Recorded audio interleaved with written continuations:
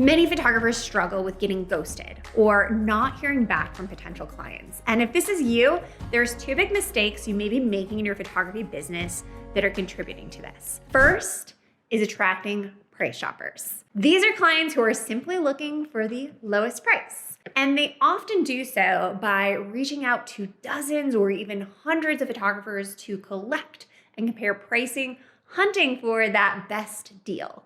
In this case, photography is treated as more of a commodity and less importance is put on quality, uniqueness, and experience that the individual photographer provides. Now, there's nothing wrong with price shoppers. In fact, I believe everybody deserves to have beautiful photography. And for us as photographers, for anybody starting out who needs to build experience and an initial portfolio, working with price shoppers can sometimes be a win-win. You get the experience with low expectations from the client, and they get photography for a steal. However, in order to build a business that's sustainable, this is not where we want to stay for very long. Instead, we want to very quickly grow to the place where we're targeting clients who place a very high priority on photography as an art form and are willing to pay a premium for it.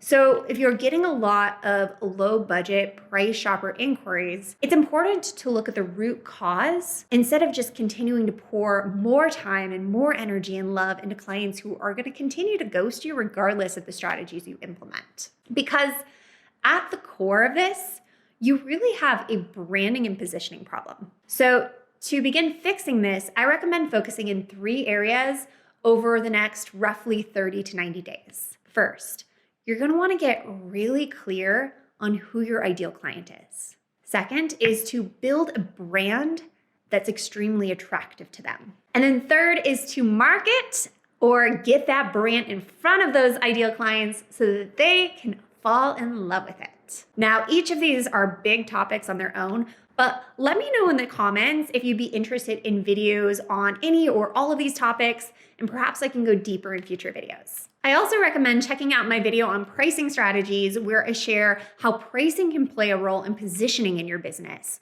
I'll be sure to link it in the description to check out after this if you haven't seen it already, or even if you have seen it, I'd recommend watching it more than once. All right, there's a second big mistake that many professional photographers make that can cause them to get ghosted, and it's a communication problem. So say you know who you want to target, have built a brand that's attractive to them, and are marketing to them in the right places.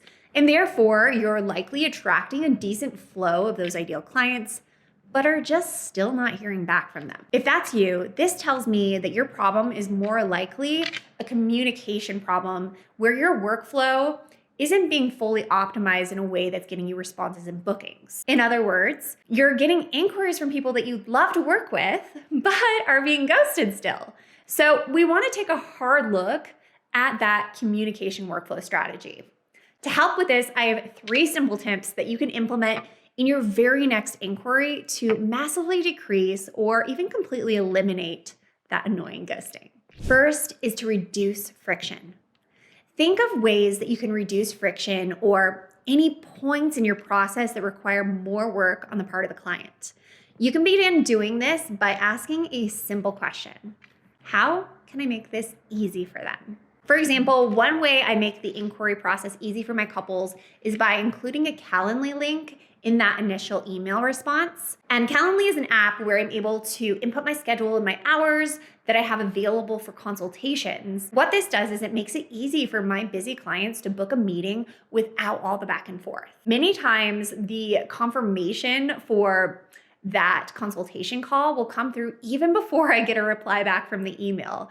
So this keeps that inquiry process moving forward, even if my potential clients don't have time to write a thoughtful email response back right away. Another thing worth noting is I've also noticed that the higher end my clientele has become, the busier they seem to be. So if you want to move away from budget towards premium, making things frictionless is key.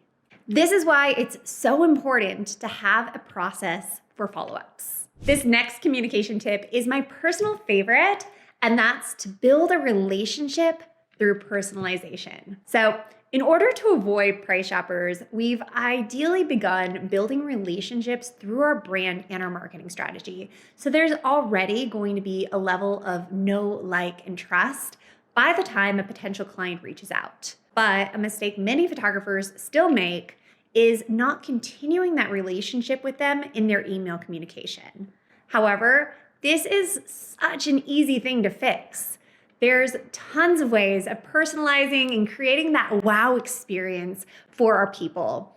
But I wanted to share just a couple of my favorites in this video. First is to personalize your email responses. While I'm all about creating email templates and systems to optimize things and get our time back, for things like inquiries, I like to start with a template and then customize it to the individual. For example, I'll pick 1 to 2 things from that initial inquiry and what they shared with me in my inquiry form so that I'm able to leave a genuine comment that is unique to them. And honestly, I feel like this is a no-brainer, and I just assumed everybody did it until I began reaching out to photographers and other creative professionals for my own wedding and got a lot of standard template emails back.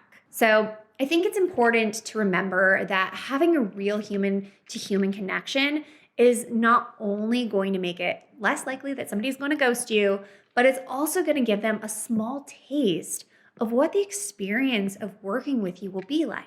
So they get little insight into that world and get a chance to fall in love with you. And in my book, both are a win-win. Another power tip that will really make you stand out is to send a quick personalized video. This could simply be filmed using your phone. Just put it in selfie mode and film a short little selfie style video and then take that clip and attach it to the email. Or another app that I love is Bonjoro. I use both of these methods to send videos to my clients, and they're always so excited to get a little video message from me. There's just something about you taking that extra time that shows that you really care and are willing to go the extra mile to make them feel special and create a standout experience. At the heart of all of this, what I would love to leave you with is to always remember to put yourself in your client's shoes and focus on serving them over selling to them. When your heart is in the right place, you really can't go wrong. And if you're someone who wants to learn even more about how to grow a profitable photography business, watch this next video here where I'll cover how to find your perfect photo niche so that you can become the specialist at what you do and build a brand that's attractive to those premium clients. Thanks for watching, and I will catch you in the next video.